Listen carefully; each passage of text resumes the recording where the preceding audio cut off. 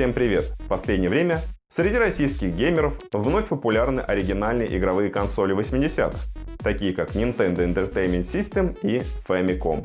Объяснить это достаточно просто. Рано или поздно каждый геймер начинает интересоваться историей игровых систем и узнает, что все то, во что мы играли в детстве, Dendy, Subor или, как в моем случае, Hytex, находилось на самой далекой периферии мировой игровой индустрии. Иметь в своей коллекции оригинальную консоль гораздо более почетно. Впрочем, есть и вполне прагматичный интерес. Если Dendy известен только на постсоветском пространстве, и Famicom, и NES знают во всем мире, а значит, охват постов в социальных сетях будет в несколько раз выше. Сегодня у нас в гостях консоль Famicom от фирмы Nintendo 1989 года. Как видите, она очень похожа на Dendy. Более того, это одна и та же игровая система. Картриджи от Dendy подходят для Famicom, а картриджи от Famicom подходят для Dendy. Но если мы хотим приобрести ее не только для фотосессий и видеообзоров, сможем ли мы использовать Famicom как приставку на каждый день? Ответ на этот вопрос очень непростой. Дело в том, что Famicom консоль японская, предназначенная для японских телевизоров 80-х. Для наших европейских стандартов она совсем не адаптирована. Более того, любая ошибка при ее подключении может стоить ей жизни. Но не волнуйтесь, в этом видео я словно лоцман проведу вас через все подводные камни, чтобы вы могли наслаждаться любимыми играми на оригинальном Famicom.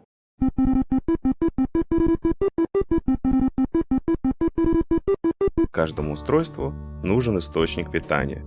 Но даже если мы приобрели свою консоль полностью упакованный, оригинальный японский адаптер нам не подойдет. Дело в том, что напряжение электрической сети в Японии 100 вольт, в то время как в России 220. Поэтому родной блок питания можно смело убирать назад в коробку, ну или продать тем, кому он действительно нужен. Предвижу, что часть моих зрителей уже почувствовала неладное. 10 вольт напряжение редкое. В России оно практически не встречается. Конечно, такой адаптер можно заказать в Китае, причем достаточно выгодно, но его доставка займет порядка 2-3 недель, поэтому такой вариант устроит далеко не всех. Если у вас есть Sega или Super Nintendo, то с большой вероятностью адаптер для Famicom у вас уже есть. Убедиться в этом легко. Выходные напряжения и ток обычно указаны на корпусе адаптера. Следующий момент исключительно важен. Famicom имеет отрицательную полярность, в то время как большинство устройств домашней техники имеет положительную. Даже если вам удалось отыскать адаптер на нужное напряжение, убедитесь в том, что в нем отрицательная полярность. В противном случае вам придется менять полярность самому. Ни в коем случае не запитывайте Famicom от адаптера с положительной полярностью, потому что защиты от смены полярности у него нет. Еще одно решение – приобрести универсальный источник питания, в котором будет широкий спектр напряжения. Если вы планируете заниматься радиолюбительством или ремонтом электроники, то такой источник питания вам, несомненно, очень пригодится. Но стоить он будет от 800 рублей, что неоправданно высоко, если нам нужно только одно напряжение. Если все же отыскать источник ровно на 10 вольт вам не удалось, ничего страшного. Согласно информации на форуме Famicom, допустимо использовать источники с напряжением не ниже 9 и не выше 11 вольт. Ток питания не должен быть ниже 800 мА. А вот если ток больше 1 или 2 ампера, ничего страшного. Консоль заберет у источника ровно столько, сколько ей надо. Но и 9-вольтовый адаптер отыскать совсем непросто. Давно прошли те времена, когда адаптеры свободно продавались в ларьках и подземных переходах. А случайно нет адаптера на 9 вольт? 9. Нет. Теперь там продают исключительно 5-вольтовые зарядки для смартфонов и планшетов. А у вас случайно нет адаптера на 9 вольт? Если какой-нибудь хитрый продавец вам предложит вместо адаптера на 10 вольт и 800 мА зарядку от смартфона на 5 вольт и 2 ампера, не соглашайтесь. Это совсем не то, что надо. Скорее всего, первым вам попадется адаптер на самое ходовое напряжение – 12 вольт. Хотя разница между 10 и 12 невелика, от подачи 12 вольт на консоль лучше воздержаться. Превышение напряжения питания будет неизменно приводить к перегреву стабилизатора напряжения, и рано или поздно он выйдет из строя, и хорошо, если только он. Адаптер на 9 вольт можно отыскать в фирмах, профессионально занимающихся источниками питания, батарейками, аккумуляторами и зарядными устройствами. Но, как правило, в таких местах цены сильно завышены. Если вам предложат заплатить порядка 500 рублей, можете смело уходить. Поощрять жадность нельзя. Еще одно место поиска – сайты объявлений. Впрочем, и там доминирует 12 вольт. Да и цены за подержанные адаптеры могут вас удивить. Человеческой жадности предела нет. Здесь вас может подстерегать еще одна ловушка. Помимо источников постоянного напряжения, существуют источники переменного напряжения, которые маркируются значком тильды. Хотя номинал напряжения у них тот же самый, запитывать консоль от такого источника ни в коем случае нельзя. Особенно дорогими будут фирменные адаптеры от консолей Sega или Super Nintendo. Их стоимость может колебаться от 500 до 1500 рублей. И это при том, что им уже более 20 лет. Не соглашайтесь, они того не стоят. В лихие 90-е адаптеры выпускались очень примитивными. По сути, они представляли собой понижающий трансформатор с диодным мостом и конденсатором большой емкости. Напряжение на выходе такой схемы нестабильно, поэтому лучше сделать выбор в пользу современных импульсных блоков питания. Легких, компактных и более стабильных. По моему опыту, самые щадящие цены на источники питания в интернет-магазинах компьютерных аксессуаров, там, где нет узкой специализации, к адаптерам отношение как к одной из единиц товара, и стоить он будет порядка 120-150 рублей, что вполне комфортно. Но даже после успешного приобретения адаптера помните, без смены его полярности на отрицательную подключать его ни в коем случае нельзя. Поскольку шансы найти адаптер с отрицательной полярностью стремятся к нулю, нам придется менять ее самим.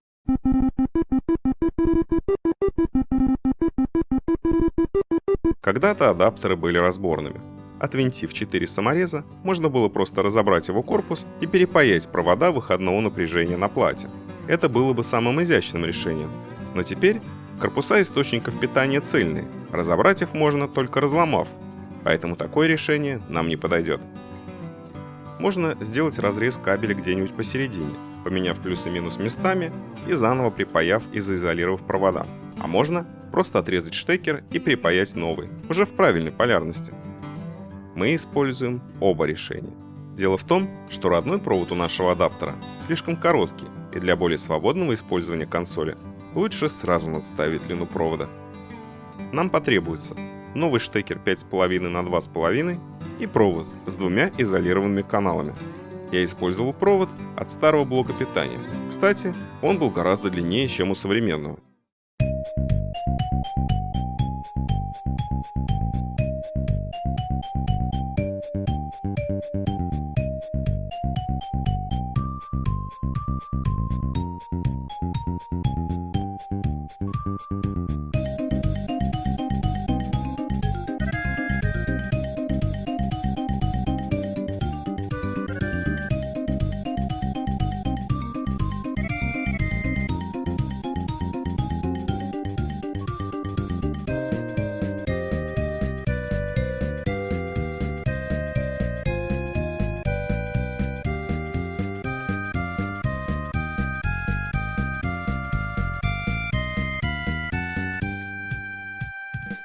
Убедиться, что мы не перепутали полярность, можно при помощи вольтметра или мультиметра.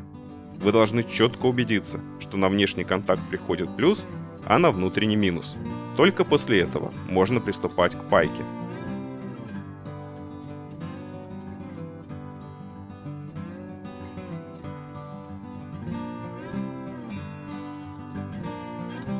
Ну и когда все готово, не поленитесь проверить полярность еще раз. Как говорится, 7 раз замерь, 1 раз включи. После того, как мы все проверили, желательно обезопасить остальную технику от адаптера с отрицательной полярностью и наклеить на него ярлычок Famicom. Итак, с питанием мы разобрались. Пришло время подключать нашу консоль к телевизору.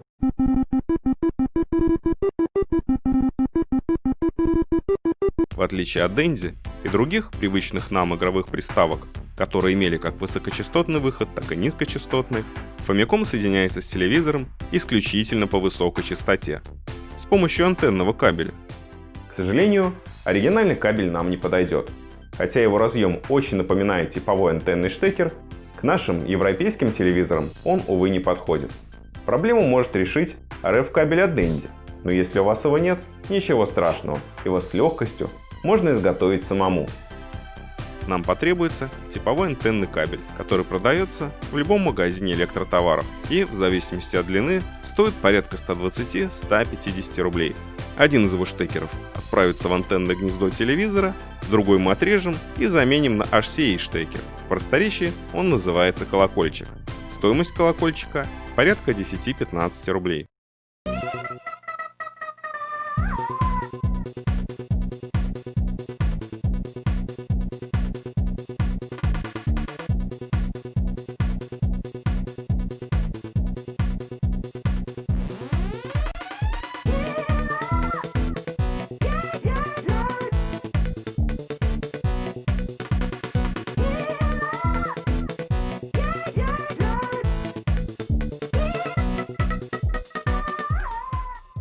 Итак, наш кабель готов, а мы готовы подключаться.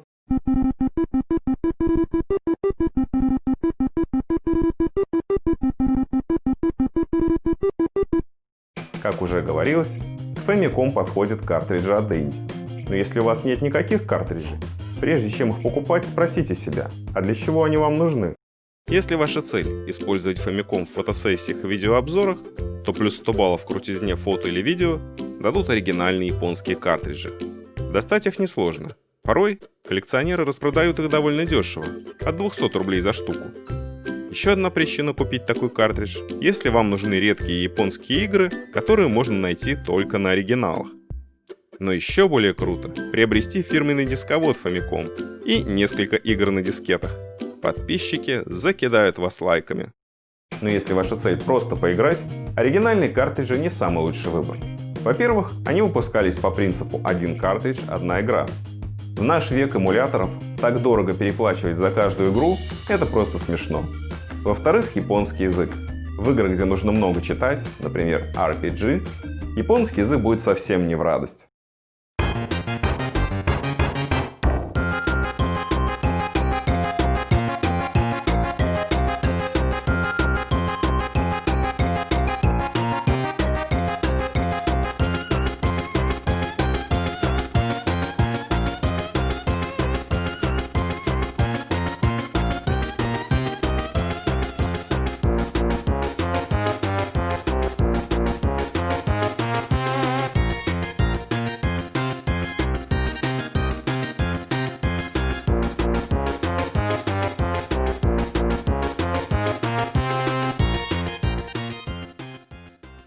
Что вообще происходит? Что здесь написано?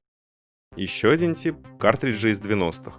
Это пиратские копии игр Famicom для ее всевозможных клонов. Игры на них были как на японском, так и на английском, и зачастую на один картридж записывалось сразу несколько игр. Но из-за ограниченного объема памяти поместить туда много игр было невозможно. И если игры были стоящими, то их было от 1 до 8 на один картридж. Более примитивных игрушек, например, порты аркадных игр начала 80-х, помещалось больше. Эти картриджи отличала специфическая квадратная форма, плохая полиграфия и надписи на китайском. Преснопамятны картриджи-обманки а-ля 999 в одном, в которых на самом деле было от силы 20 разных игр, причем не самых лучших. При прокручивании списка они бесконечно повторялись.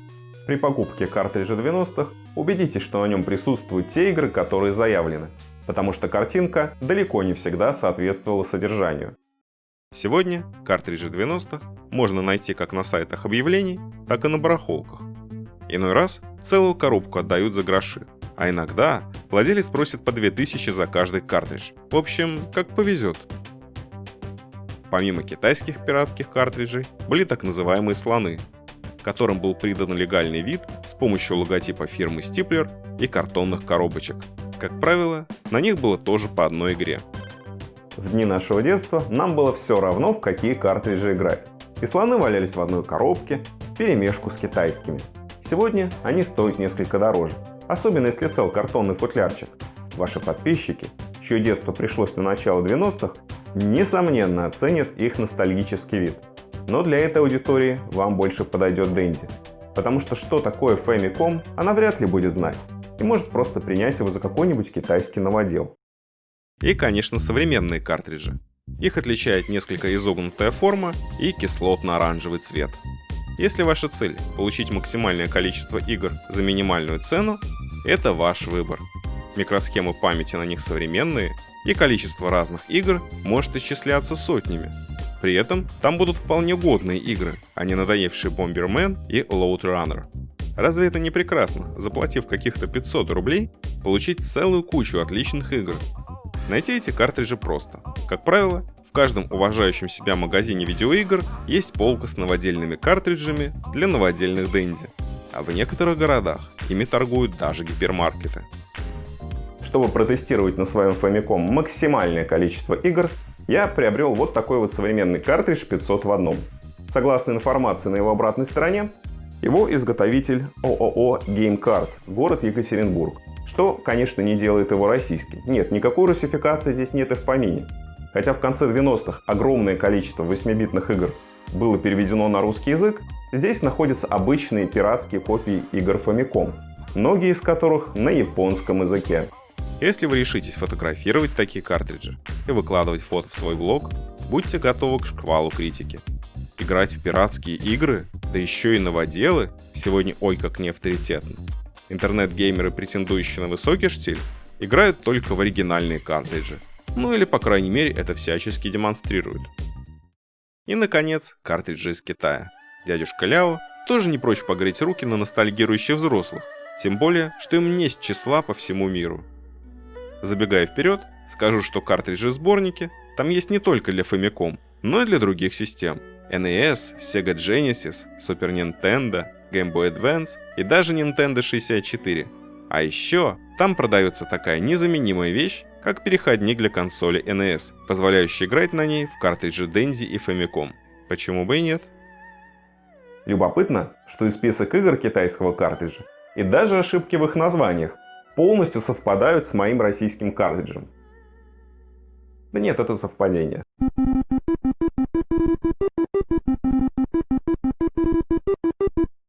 Итак, у нас есть адаптер питания с правильной разводкой, RF-кабель и картридж. Чего же мы ждем? Пришло время подключать нашу консоль к телевизору. Подсоедините кабель в RF-гнездо консоли. Другим концом вставьте в антенное гнездо телевизора. Подключите штекер питания и вставьте адаптер в розетку. Включите телевизор и Famicom. Настройку канала лучше всего производить вручную, потому что многие телевизоры по непонятной причине не воспринимают сигнал с консоли как полезный и проскакивают его мимо. Частота канала, на которой находится сигнал Famicom, колеблется в диапазоне 95-96 МГц. При помощи точной настройки отрегулируйте максимальную четкость сигнала. Мне удалось это сделать не с первого раза. Мой умный телевизор не доверял выбранной мной частоте и постоянно ее корректировал. Из-за разных систем телевидения в старых телевизорах изображение может быть черно-белым. Если у вас относительно новый телевизор, купленный хотя бы в нулевых, он должен показывать изображение в цвете, так как поддержка системы NTSC в нем должна быть по умолчанию. А вот звука, скорее всего, не будет. В этом заключается еще один неприятный сюрприз Famicom. Телевизоры, продающиеся в Европе, не поддерживают систему NTSC. Вернее, поддерживают ее не полностью. Они могут принять ее изображение, распознать цвет, но что бы вы ни делали, звук так и не появится. Я пытался обойти это разными способами. Одним из них было подключение консоли к ТВ-тюнеру компьютера, который тоже имеет RF-вход.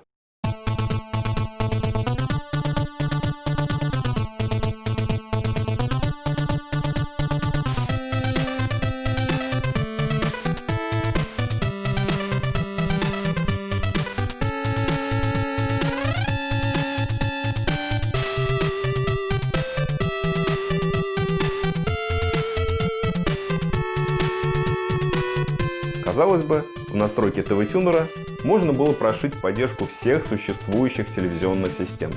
Не тут-то было. Даже на экране компьютера изображение оставалось полностью беззвучным. Хотя я получил возможность записывать игровой процесс.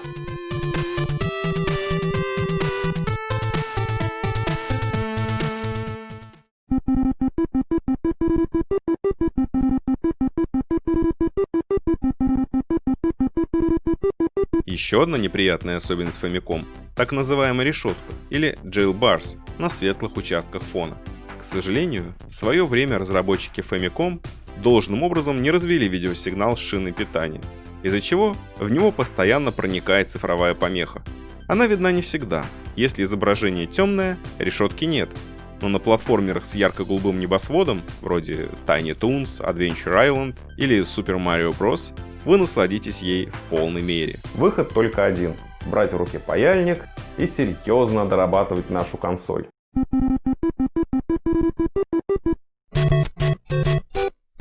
Итак, у нас две проблемы. Первая – отсутствие звука. В принципе, это не такая уж и проблема, ведь в видеоиграх главное – это видео. В дни моего детства мелодии моих игр так сильно раздражали моих домашних, что я вынужден был играть в тихом режиме. Но звук – это часть игрового процесса. К тому же, у многих игр очень красивые и запоминающиеся мелодии. Не слышать их во время игры просто обидно. Если звук предусмотрен, он должен работать, и работать правильно. Отключать его или нет, должны решать только вы. Некоторые геймеры пишут на форумах, что звук оригинального Famicom чище, сочнее и глубже, чем у клонов. Пусть возможность услышать звук оригинальной Nintendo будет для вас стимулом. Второе неудобство – решетка. Она тоже не сильно раздражает, так как видна не всегда, но без нее изображение выглядит совсем иначе. Гладким, четким и очень красочным. Наслаждаться любимыми играми, постоянно видя эту решетку, невозможно. Решение обеих проблем – AV Mod. В Dendy и ее современных клонах композитные выходы есть изначально. Нам придется сделать их самим. Хотя в Famicom и нет композитных выходов, аудио и видеосигналы в ней изначально генерируются на низкой частоте, а значит, их можно найти и самостоятельно снять с определенных точек на материнской плате. С аудиосигналом проще всего. Он подается на выход через конденсатор. А вот для канала видео потребуется изготовить небольшой усилитель. Его схема проста, он построен всего на 2 транзисторах. Однако его сборка и установка в консоль потребует некоторых знаний радиомонтажа.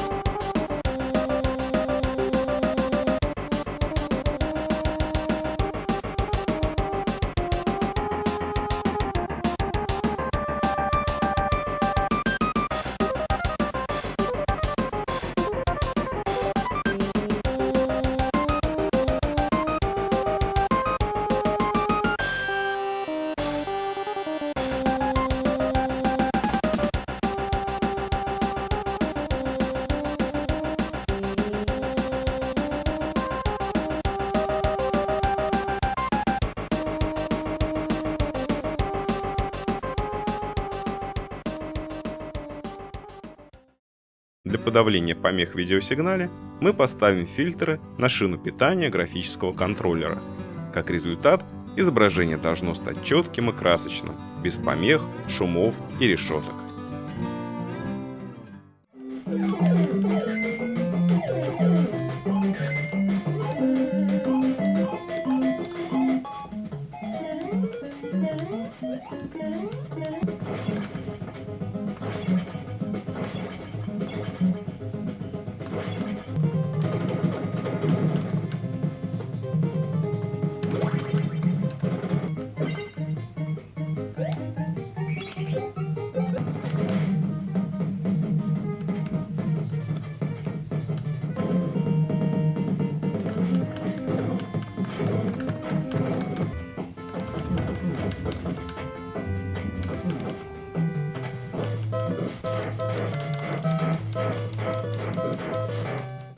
Процессу модификации Famicom мы посвятим отдельное и очень подробное видео.